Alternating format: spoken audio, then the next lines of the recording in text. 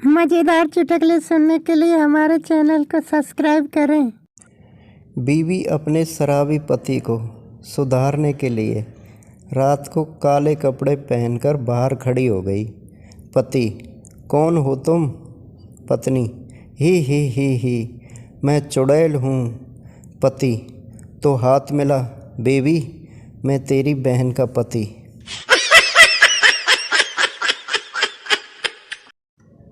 एक आदमी को रोज़ सपने में काली साड़ी में एक औरत दिखती थी। उसे देखकर वो घबरा जाता था।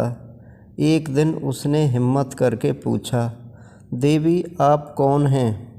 औरत बोली, मैं धन की देवी लक्ष्मी हूँ। आदमी: फिर तो आपको गोल्डन कलर का होना चाहिए। औरत: बेटा मैं ब्लैक मनी हूँ, स्विस बैंक से आई हूँ। भाभी जी हर रोज़ नए जूते पहनकर काम करने जाती थी। भाभी जी की सहेली से रहा नहीं गया। उन्होंने पूछा, क्या तुमने जूते की दुकान खोल रखी है जो रोज़ नए जूते पहनकर आती हो? भाभी जी हंसकर बोली, नहीं यार, मेरे घर के सामने एक मंदिर बन गया है।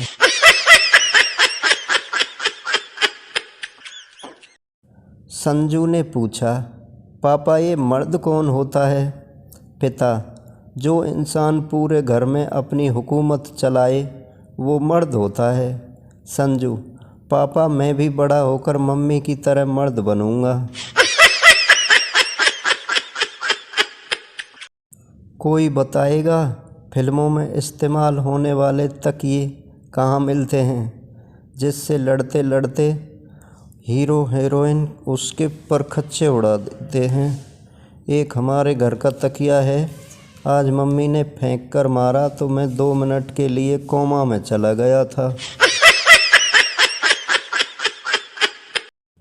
परेशानी का कोई मापदंड नहीं होता साहब, हम तो केवल ये सोचकर ही परेशान रहते हैं कि वेस्ट इंडीज़ के लोग ऐसे हैं तो वहाँ के चुड़ैल कैसी होंगे।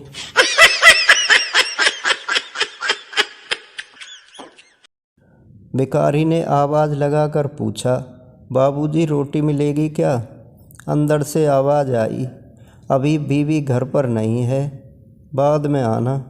भिखारी: साले चुम्मा नहीं मांग रहा हूँ, रोटी मांग रहा हूँ जो तू भी दे सकता है।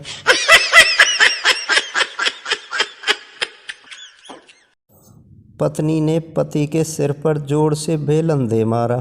पति: मारा क्यों मुझे? पत्नी: क्योंकि तुम्हारी जेब से कागज़ मिला है जिस पर शबनम लिखा है। पति: अरे पागल, मैंने पिछले हफ्ते रेस में जिस घोड़ी पर दाव लगाया था उसका नाम शबनम है। पत्नी: सॉरी बाबू। अगले दिन फिर से पत्नी ने पति को बेलन की दे मारी। पति: अरे अब क्यों मारा? पत्नी: तुम्हारी उस शबनम घोड़ी का फ़ोन आया था।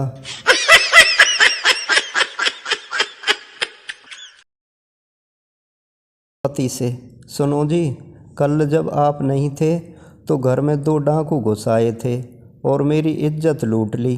पति गुस्से में: पर तुमने उन्हें रोका क्यों नहीं?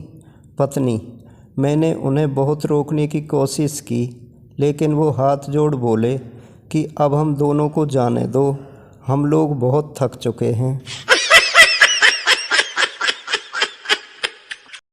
मैडम, हमें इन मच्छरों को पैदा होने से रोकना चाहिए। पप्पू: वो तो हो ही नहीं सकता। मैडम: क्यों नहीं हो सकता? पप्पू: क्योंकि इतना छोटा कंडोम बन ही नहीं सकता।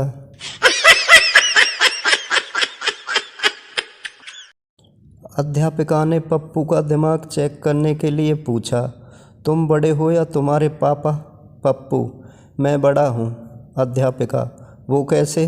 पप्पू: देखिए मैडम जी, मैंने मम्मी का दूध पीना छोड़ दिया है लेकिन पापा अभी तक पीते हैं।